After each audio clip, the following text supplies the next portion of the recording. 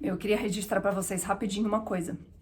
Toda vez, quase todas as vezes que eu vou pintar, não tem como. O que que eu sinto?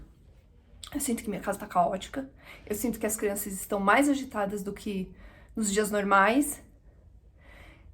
E eu sinto que eu não vou dar conta. Então, se a gente estiver esperando o cenário perfeito, simplesmente a gente não vai conseguir pintar. Por quê? Porque nunca vai estar perfeito, nunca vai estar ideal. Sempre o que vai existir é o cenário real. E o cenário real, ele é bagunçado.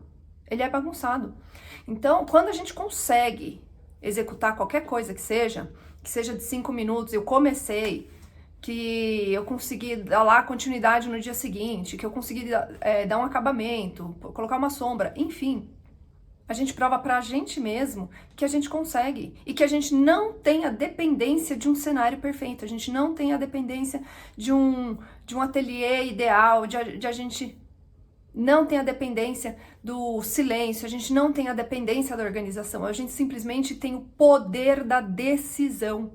E esse poder da decisão, ele é tão forte, que quanto mais a gente usa, mais a gente consegue se concentrar para usar de novo. Porque a gente não vai se apegar nas coisas. Eu não vou dizer que isso não é estressante. Ele causa um estresse.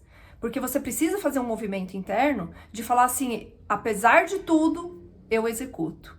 Apesar disso, eu consigo, né? E o apesar não quer dizer que é uma coisa ruim. Eu já disse isso outras vezes. É só a vida acontecendo. E esse é o cenário mesmo.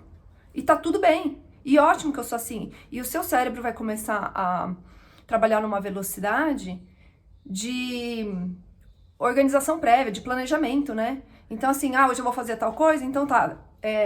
Um dia antes eu já pego, já escolho a imagem, eu já vou pensando nas cores, a coisa é mais mental, a coisa é toda mental, na verdade. E quando você chega lá no seu aparato, você só pega os materiais e aplica, né? Então assim, diminuir a exigência, você não vai criar grandes obras-primas, e se você quiser, você vai ter que ter a resiliência de trabalhar isso muito aos poucos e em longo prazo. Então você tem que se conhecer para ver se você consegue dar conta dessa obra-prima, né? Mas a verdade é fins de treino e você às vezes precisa só colocar para fora, né? Usar aquilo como um escape, uma válvula emocional mesmo, né?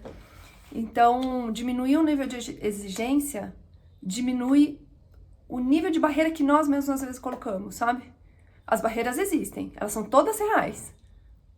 Mas não é por conta delas que eu não vou conseguir executar. Então, meu poder de decisão, ele é maior. É isso.